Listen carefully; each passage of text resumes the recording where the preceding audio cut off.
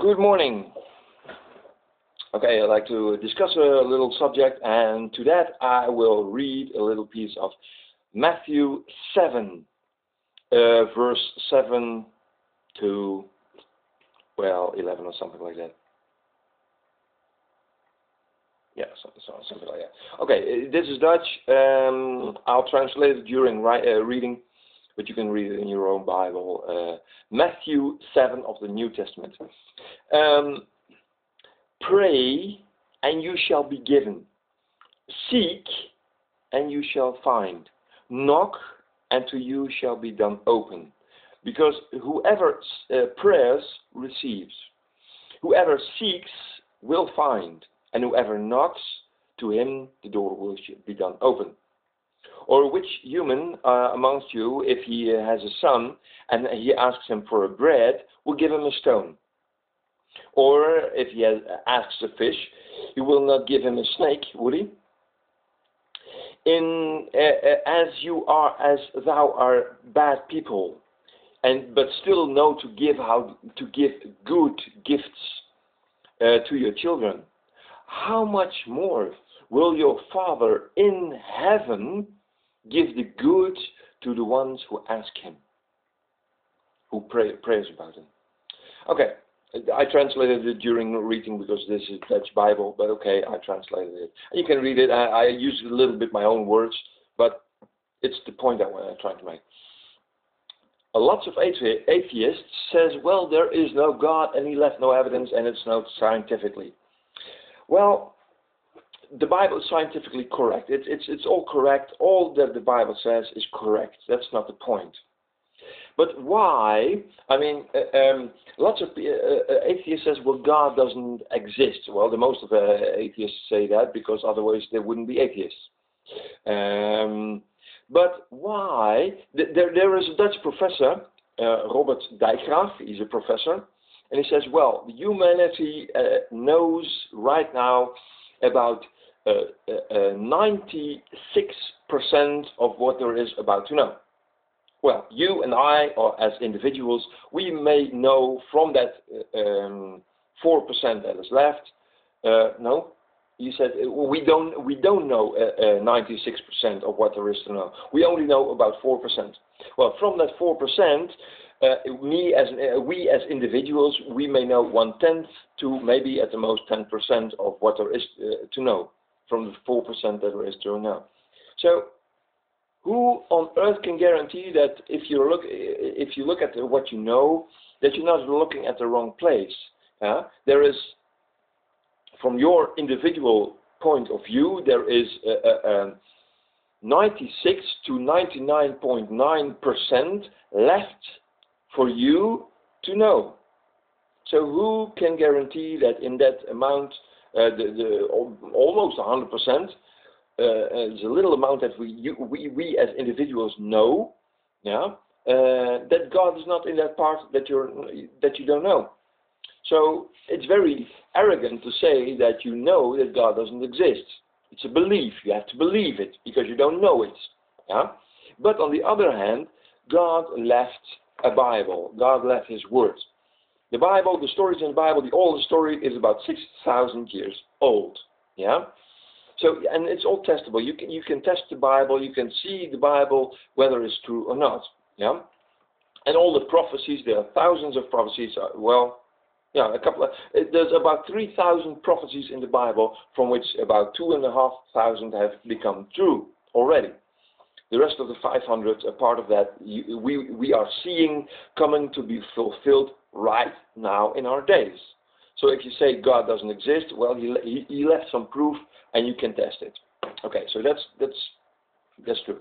But I didn't read this piece for nothing, because why don't you ask God Himself if He exists? The Bible says, pray and you shall be given. Seek and you shall find. Knock on the door and it will be done open to you. That's a promise that Jesus, and Jesus God Himself, gave us. Jesus promised to us, okay, if you go seek, I will let you find. If you go pray, I will answer your prayer. And if you knock on the door, I will open. That's what he's saying. Yeah? It's a promise. Jesus promised that he will let himself be found if you go seeking. But it takes action from your part to go asking, to go seeking, to go praying, to go knock on the door. That's what I did. About eight years ago, I was wondering, okay, would there be a God? I mean, my reasoning was at that point, okay, I'm a scientist, and I said, okay, there are Jews, there are Muslims, there are Buddhists, there are Hinduists, there are Christians, there are whatever kind of belief religions. I said to myself, okay, they're all telling their own story, so I cannot trust on them.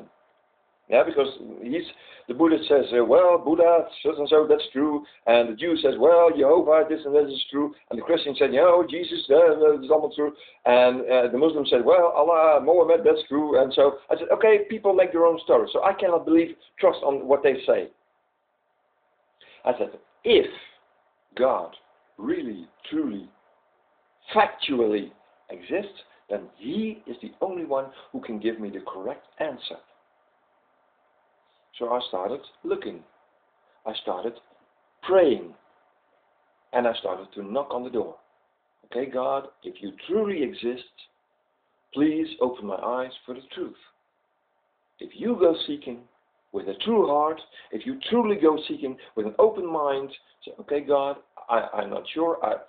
Humanity only knows about 4% of what there is to know. And me as an individual most probably know less.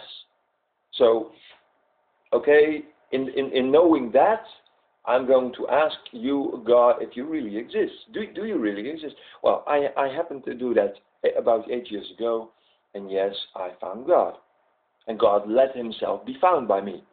Yeah, he was looking for me all the time, and he gave some hints before I became a Christian. So I challenge you to go take action, seek. That's the action God requires from you. God will not let himself be found if you're not looking for him. And if you want to find all kind of stuff against God, then the opponent of God, the devil, oh man, he's so happy to deliver you all the material, all the lies that he made up that go against God. Oh man, he will provide you all the lies that he made up. That's not the problem. He will deliver you on a golden platter, but he wants your soul in hell perishing eternally. Yeah? But if you want to know truly if God exists, then ask God himself. Start with an open heart and an open mind. Seek God, because Jesus promised, pray and your prayer will be answered. Seek and I will let myself be found by you. And knock on the door and I will open it. But you need to pray, you need to seek, and you need to knock. If you don't seek, if you don't knock, if you don't pray, God will never be found by you. That's the action God requires from your part. Seek, pray, and knock on the door. And who is the door? Jesus is the door. Jesus says, I am the way, the truth, and the life. And Jesus says somewhere in John chapter 14, 15, 16, somewhere in that area, the Gospel of John, he said, well, I'm the door. Yeah? I'm the way to the Father. There is no other way to God. Yeah? So you have to ask Jesus, okay, Jesus Christ, creator of the world, creator of everything, I'm looking for you, and I want to find you. Please please answer my prayer. Please let me find you if you're really there, and please open the door. But you have to take the action, seeking, praying, knocking. That's your part. If you don't do that, you will never find God, and you will find all the devil's lies that, oh, well, there is no God, and science says this, and science says that, and see, the Bible is untrue because it's contradicting. No, it's not. But you have to understand it. You have to ask God for revealing from how's the Bible meant. Well, I did that about 8 years ago, and here I am. I'm a Christian, telling you all this nice stuff. Okay, that's what I wanted to share with you. And the Bible is good, and God is marvelous. I can tell you that. Okay, bye-bye. Success.